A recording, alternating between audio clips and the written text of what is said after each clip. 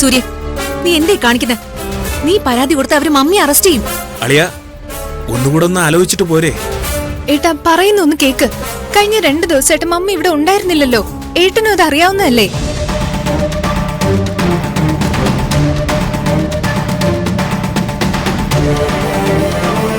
സൂര്യ, നിനക്ക് അമ്മയെ ഇഷ്ടമല്ല, അതെനിക്കറിയാം.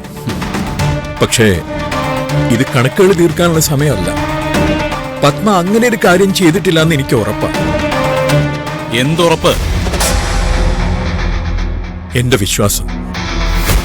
ബഹളം ഉണ്ടാക്കിയിട്ടുണ്ട്, അവളെ പുറത്താക്കാൻ ശ്രമിച്ചിട്ടുമുണ്ട്, അതൊക്കെ ശരി തന്നെ. പക്ഷെ ഇപ്പൊ നന്ദിനെ കാണാതായതില് പത്മയ്ക്ക് യാതൊരു ബന്ധവുമില്ല. സൂര്യ, നീ ആ പരാതി പിൻവലിക്ക്. ഞാനാ പറയുന്നത്. വാച്ച, ഈ മനുഷ്യന്റെ ചോദ്യങ്ങൾക്ക് അച്ഛൻ എന്ത് ഉത്തര പറയാനുള്ളത്? പറ.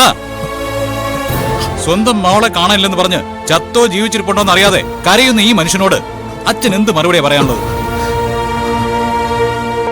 പിന്നെ ഇപ്പൊ അച്ഛൻ പറഞ്ഞല്ലോ അച്ഛന്റെ വിശ്വാസം. പത്മ ഇതൊന്നും ചെയ്ത് കാണില്ല എന്നുള്ള വിശ്വാസം. കുറച്ചു മുമ്പ് ഈ വീട്ടിൽ സംഭവിച്ചെന്താ? കുറച്ചു മുമ്പ് ഈ വീട്ടിൽ സ്വീറ്റ്സ് വിളമ്പിയതാരാ? അത് അമ്മയല്ലേ? അതെന്തിന്റെ പേരിലായിരുന്നു? നന്ദിനിയെ കാണാതായതിന്റെ പേരിൽ, നന്ദിനിയുടെ ശല്യം ഒഴിവായതിന്റെ പേരിൽ അല്ലേ? എന്നിട്ട് നന്ദിനി ഒന്നും ചെയ്തിട്ടില്ലെന്ന് ഞാൻ വിശ്വസിക്കണോ?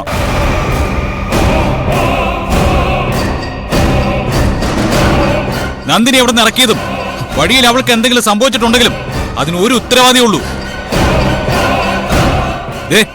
എന്റെ അമ്മ. തെറ്റ് ചെയ്തവർ ശിക്ഷിക്കപ്പെടണം. അക്കാര്യത്തിൽ ഒരു മാറ്റവുമില്ല.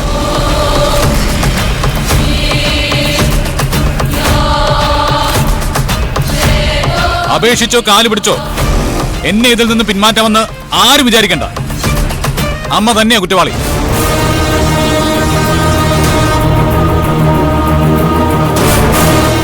അതേടാ, ഞാൻ തന്നെ കുറ്റക്കാരി.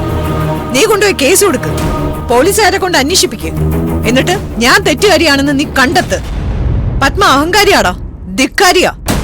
പക്ഷേ നിന്റെ ഒക്കെ കാല് പിടിച്ച് ഒരു കംപ്ലൈന്റിൽ നിന്ന് രക്ഷപ്പെടേണ്ട അവസ്ഥ പത്മയ്ക്കില്ല. പത്മ, നിങ്ങളൊന്നും മിണ്ടായിരിക്കും. ഇവൻ ആ കംപ്ലൈന്റ് സൈൻ ചെയ്യണം. എന്നെ പോലീസുകാർ ഇവിടുന്ന് കൊണ്ടുപോകണം. അതാ ഇപ്പൊ എന്റെ ആഗ്രഹം.